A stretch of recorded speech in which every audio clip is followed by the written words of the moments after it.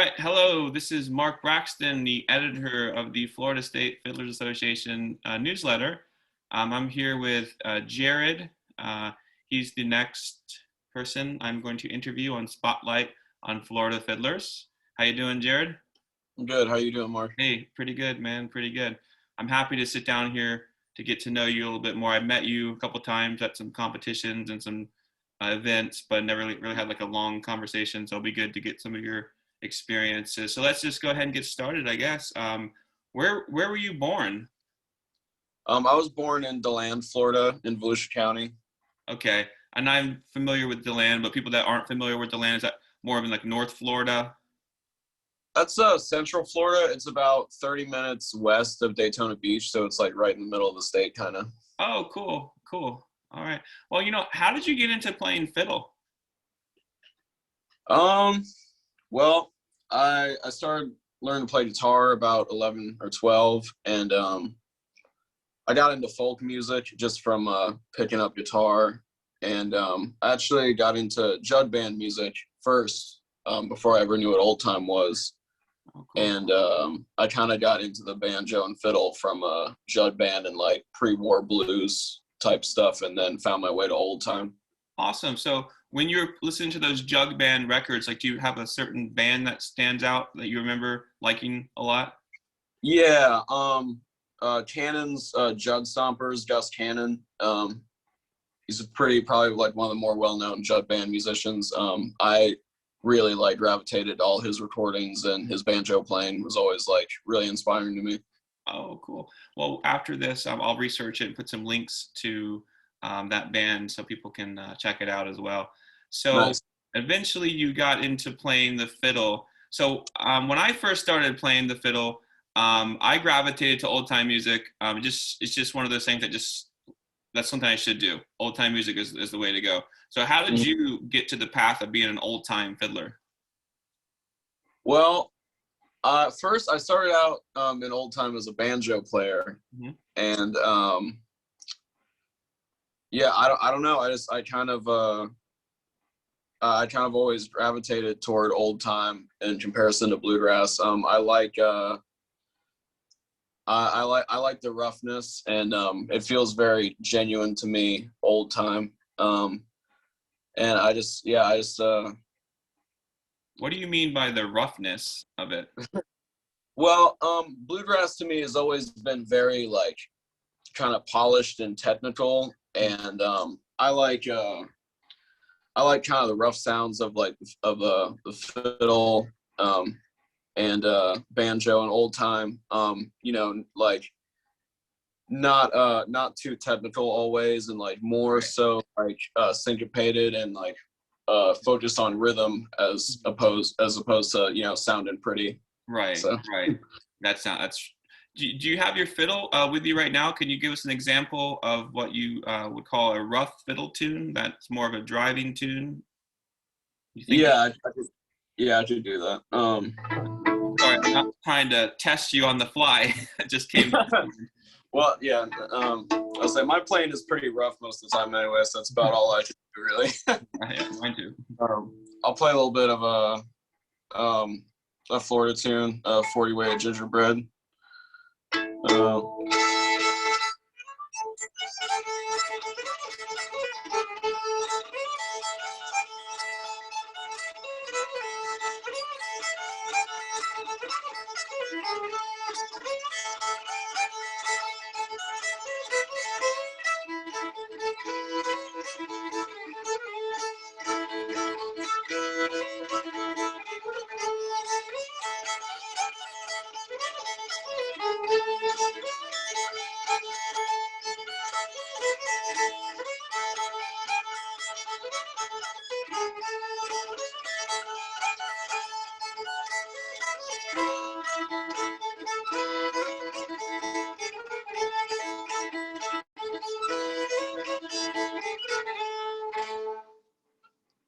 Nice, nice, good tune. And where'd you get this tune from?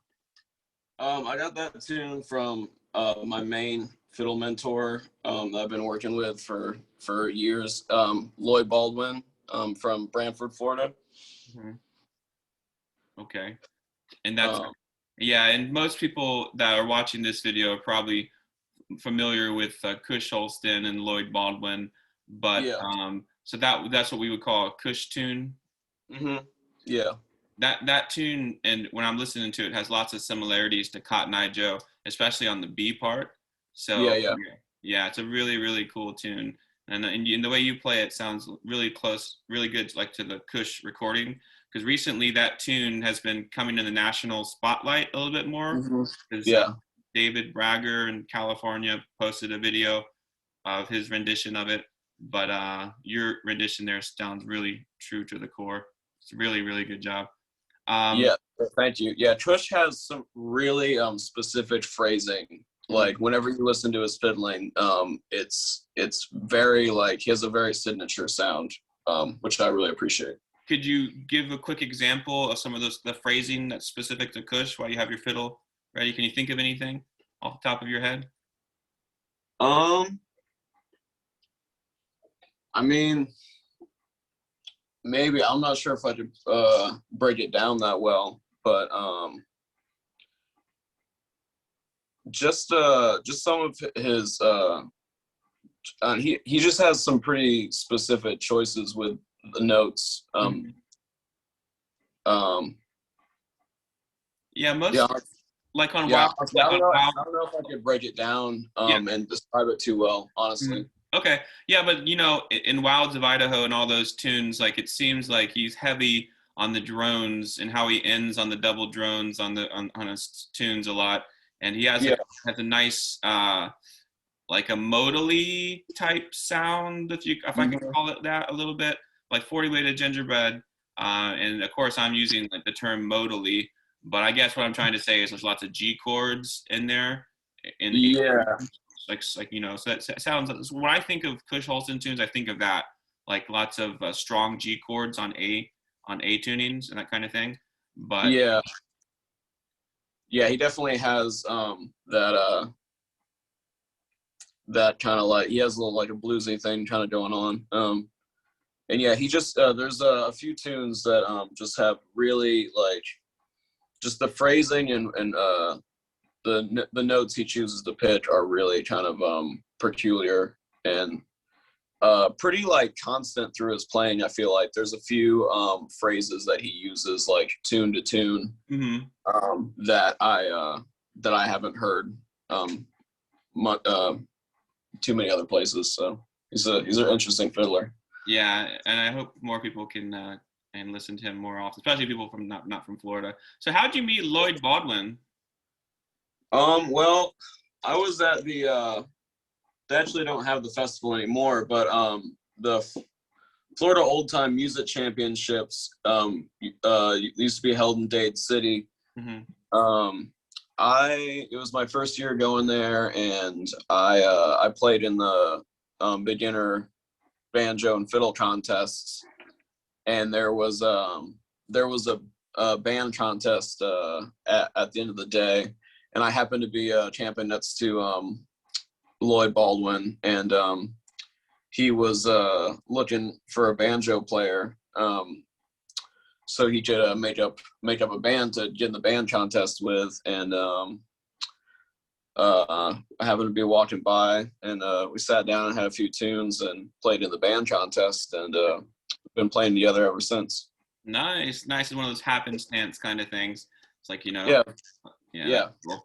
yeah. It was perfect. It was like meant to be almost. That's awesome. That's awesome. And I actually, for people that don't know Lloyd Baldwin, he's a big fixture in the Florida fiddle community since he has recordings of him on Florida folk websites, recordings from the 60s, 70s. So he's a big namesake here. We just interviewed Lloyd as our first fiddler. So if you want to go check out that on YouTube, there's a little interview with him there. And also there's a newsletter article. That's cool. So do you remember the first fiddle tune you ever learned how to play? Yeah, I think that must have been Shortening Bread. Oh, nice. Yeah, I think that's a good tune to start out on.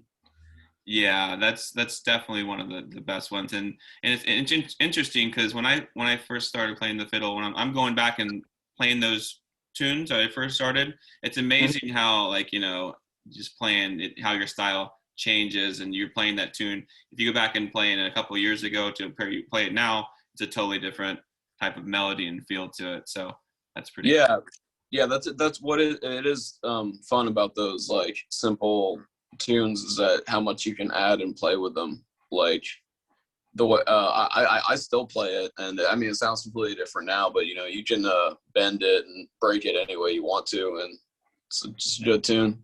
Turn it inside out. Do you have any other people that you look up to in the fiddle community that you strive to sound or and like their tunes that you can think of nationally or locally? In Florida, or just kind of like in general? Well, in Florida we can do first, but like maybe just in general, like any other fiddlers that you enjoy listening to or try to mimic some of their stuff that they do. Yeah, I'd say in Florida, I've always looked up to Bob Murphy and Greg Allen. I always love playing tunes with them and sneaking into their campsite. And yeah. Carol Whistler has been a mentor of mine since I started. She really helped me get started with the fiddle, and I've always really respected Carol for that. Yeah. And her playing, she's a amazing fiddle player. And then as far as in general outside of the state, as far as fiddlers today, Joe Decassimo, we've had him as a guest for one of the fiddle conventions, and I think maybe like the past like 2 or 3 years, I don't remember which one, but he's a phenomenal fiddle player. Tatiana Hardgraves, I really like her fiddling a lot. So what do you like about Decassimo's fiddling and Hardgrave's fiddling? Do you think of anything specific that gets your ear? I really like the tunes that Joe Decassimo pits, and I think he's a pretty tasteful fiddle player. Mm-hmm. He sounds he just sounds really good. I really I like the tunes that he plays, and I like how he plays them. And then Tatiana Hardgraves is just like a powerhouse fiddle player. Right, just right. Really good. Yeah.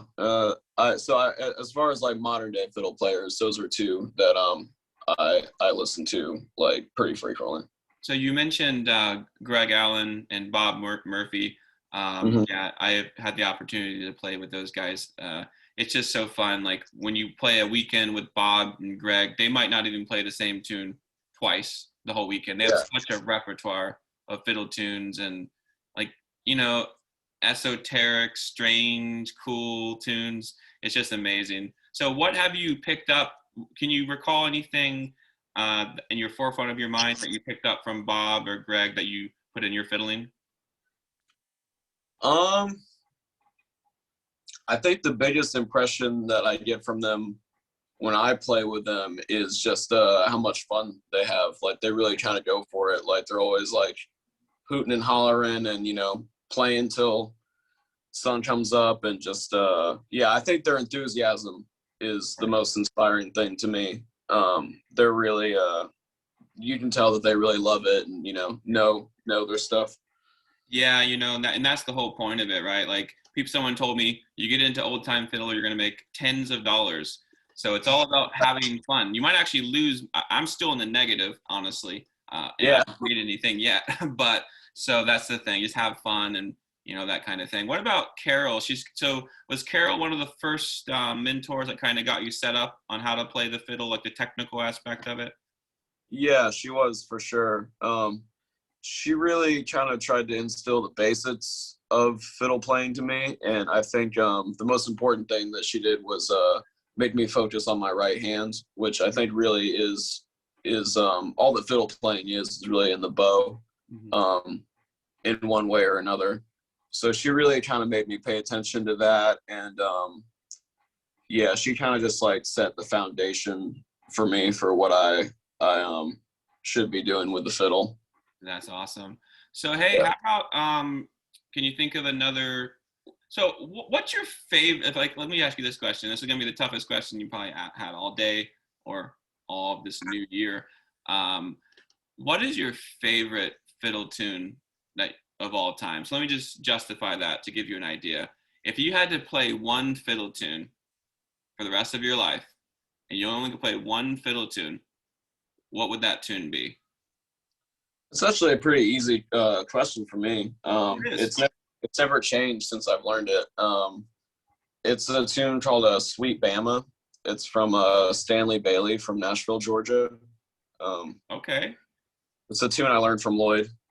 Oh, cool, Sweet Bama. Yeah, actually heard you play that one now. That's a really sweet tune. Do you want to play it for us a little bit, a couple times through? And Yeah. if it's possible, with Zoom, the recording audio is a little, sometimes it can be a little chaotic. So I'm not sure if maybe you can back up a little bit from the microphone. That might see if that helps a little bit. I'm not quite sure, but Okay. yeah, because I could hear you great on the last time, but sometimes if it's too close to the mic, Zoom is crazy. So yeah, so Sweet Bama is the Stanley Bailey tune, correct? Yeah. He's actually not too far, or he wasn't too far from Florida. He was in Nashville, Georgia. It's pretty close to the Florida-Georgia line. Yeah. Um, And Lloyd taught you this one? Yep, I learned this one from Lloyd. Good while ago now, maybe like 4 or 5 years ago. Yeah. You said, do you want me to like play it slow a few times too, like after? Yeah. So if it's okay with you, maybe we'll make another video of a breakdown of you playing this tune for the members, so we can kind of build our repertoire of tunes as a state. So if you can just play it however you want to play it right now, and then we'll go from there. Okay, sounds good.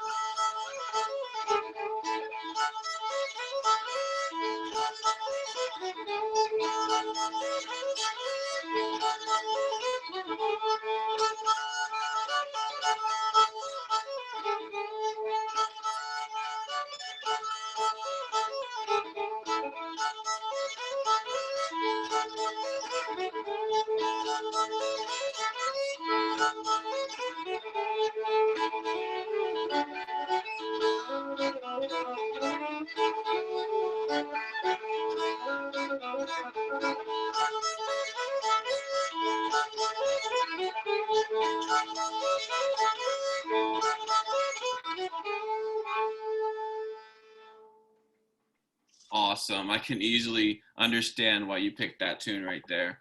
Nice. Yeah. Nice one. That's a cool, groovy little tune. Yeah, it's a good one.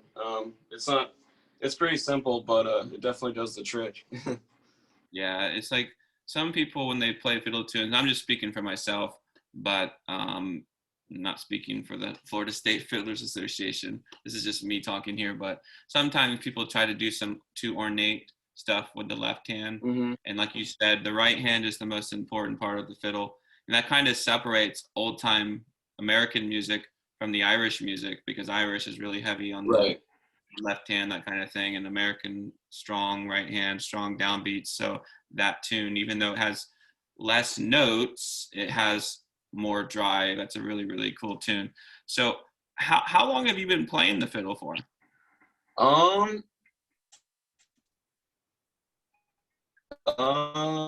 think about like probably 6 or 7 years now. Wow. I think That's a short probably, amount of I time. think it's probably around 6 years. Wow, that's cool. Yeah, So it feels like very short, very long amount of time at the same time. yeah, I know what you mean. It's like it's 6 years, but in those 6 years, there's lots of practice within those 6 years. Yeah. Yeah. So what are you working on to improve? Like everyone's trying to improve as a fiddler. Is there anything in the forefront of your mind that you're working on to get better at, to get you to the next level in your playing? I think my biggest struggle has always been learning tunes. Hmm. I have a pretty short list, I feel, in comparison to some other fiddlers. Hmm. Um, and yeah, I kind of really have to like get grabbed by a tune and like have it in my head.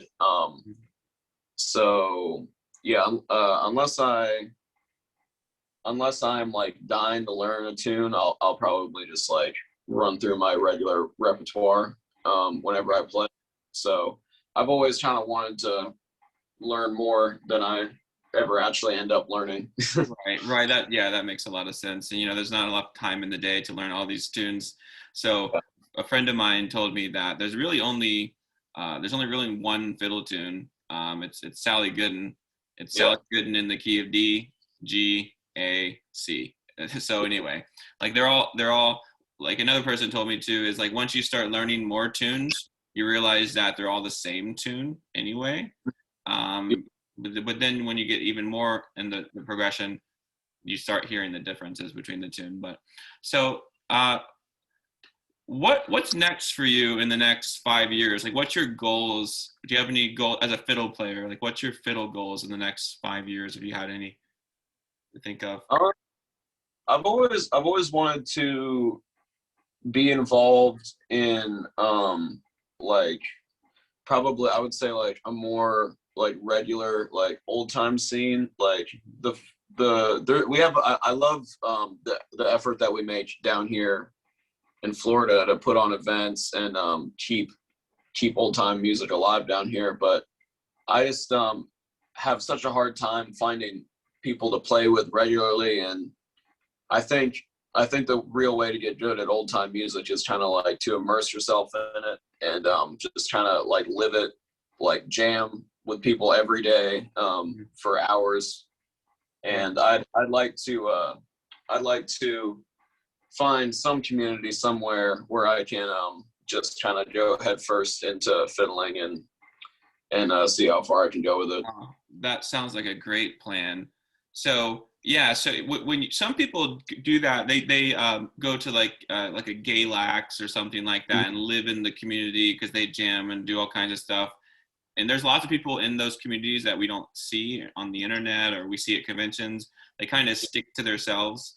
So even in Florida, there's some great local Florida musicians that don't even go to festivals.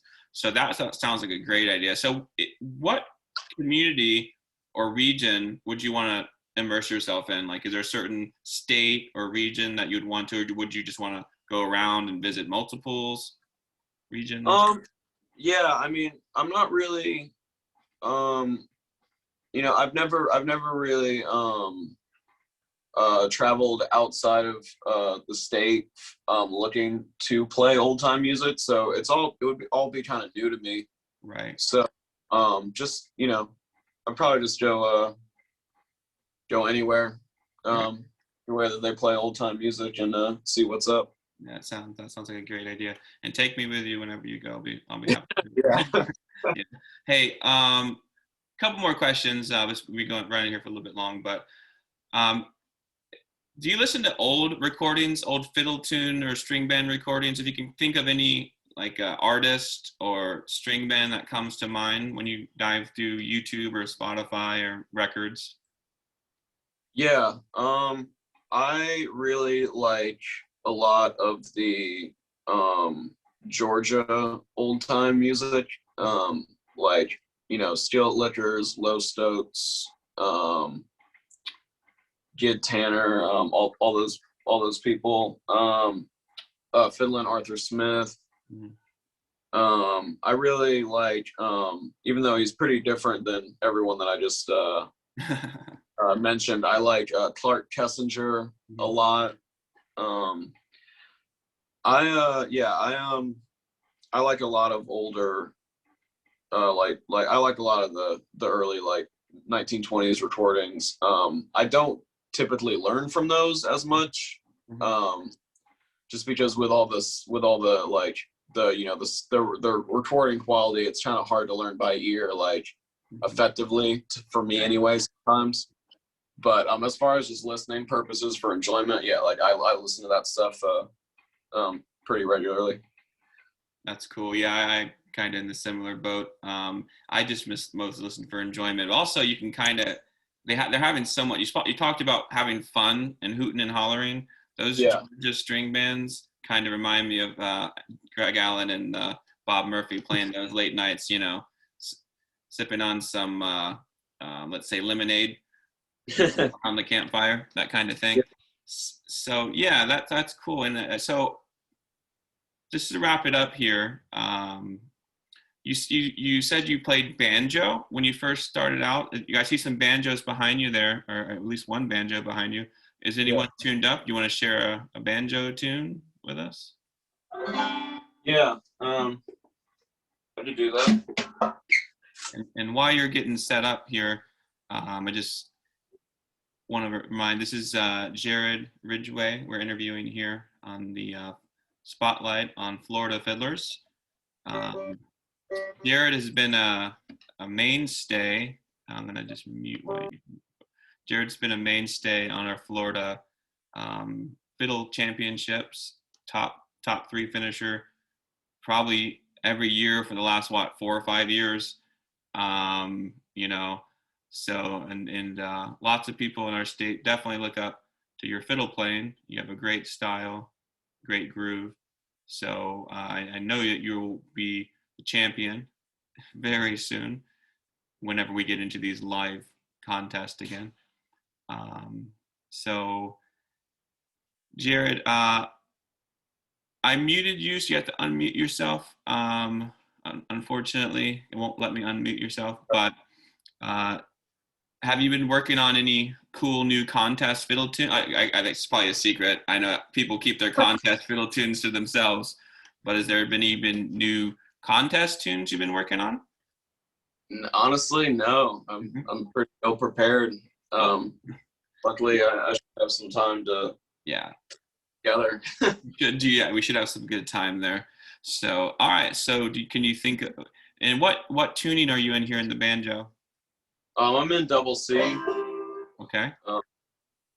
And what tune are you going to play for us?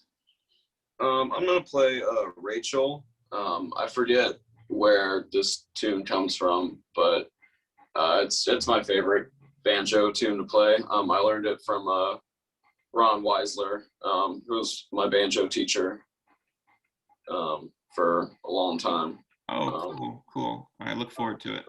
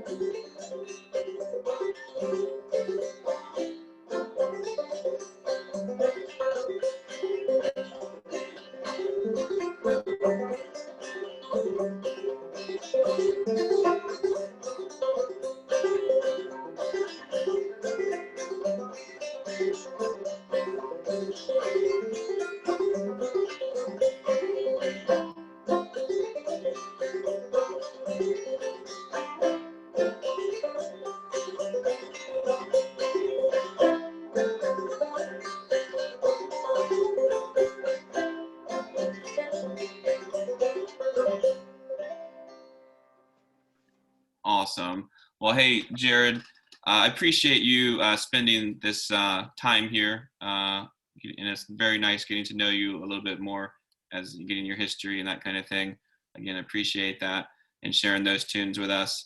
So I guess my final question is if anyone wants to contact you, if they want to reach out to you, is there a way for them to do that best? Like if you have any, you want to meet up with anyone, like you said, you wanted to start some bands, is there like an email or something that you want to give out our website?